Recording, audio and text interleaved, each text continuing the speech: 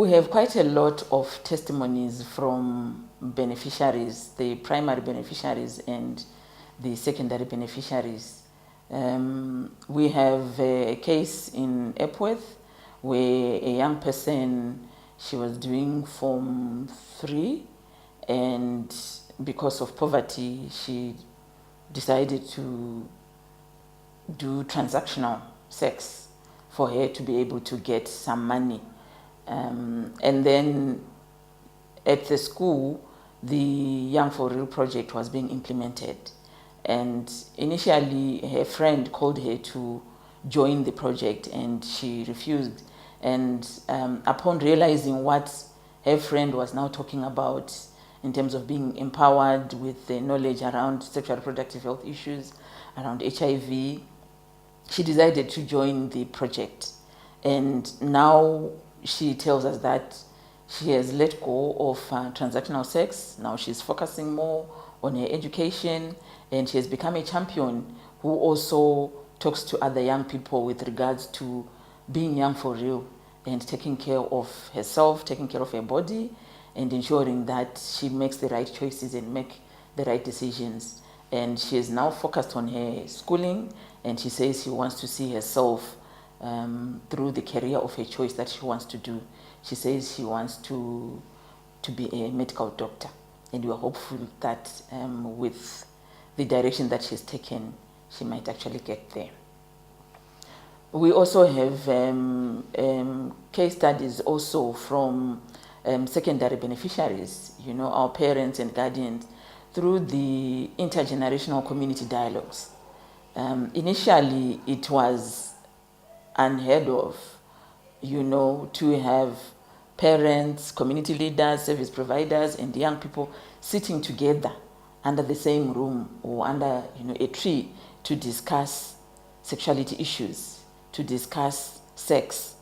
And through the dialogues, the community leaders began to understand the issues that are affecting young people. As the older generation, we always say, don't do it. I did it and I know what exactly it is like. And the young people will be saying, but you tested it and I also want to test it.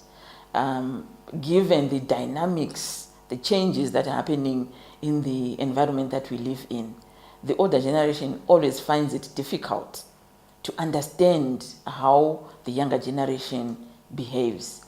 Through the dialogues, the young people were able to raise issues that were affecting them, that the older generation was also doing. A case in hand where parents would basically detect what the young person should do in the home. And even if a young person is an issue they want to ask about dating, the parents would just clip them, because when I'm talking about dating, it means now we want to focus on dating and you don't focus on your education.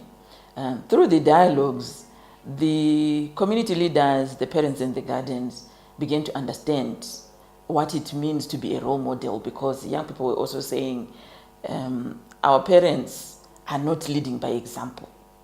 They are not being role models. We had a community dialogue in Marange, and this young girl, aged 15, basically stood up and said, under the YPISA program, we are told if you are in a relationship, you should be faithful, so that you don't, if you happen to have sex, you then don't spread around HIV or STIs. You need to be faithful. However, what then they see within their community is they know Mr. So-and-so is having an extramarital relationship with Mrs. So-and-so. And this is an open secret within the community. So how do you expect as young people to listen to you when you're not leading by being role models? So that challenged the parents, that challenged the community leaders. And an action point that was taken from that particular meeting was to say, as parents, as leaders, we need to lead by example.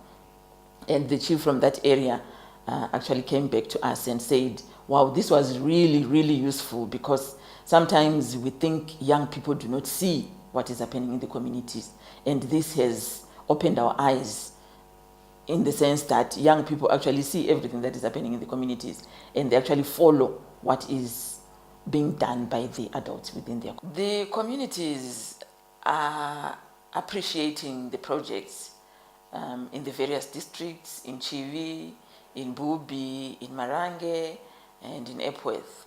What they are telling us is that, we wish this project could be found in each and every school in the country, because then you will have all the pockets in the country, all the young people in the country at school being informed around sexual reproductive health issues, around HIV issues at an early age. Because from where the project has been implemented, we've seen results.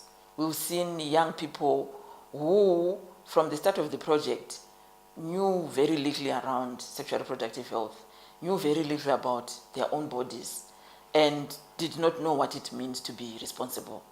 And following the intervention, the young people are now able to confidently speak about sexual reproductive health, confidently speak about protecting themselves against STIs, against HIV, and also empowering other young people so that they make the right choices. So the communities have really appreciated the program, and given a situation where resources are available to scale up the project to each and every school in the country, we would actually see a different generation in the next 10 years. For these and other stories, visit our website www.263chat.com. Follow us on Twitter @263chat and like our Facebook page 263chat.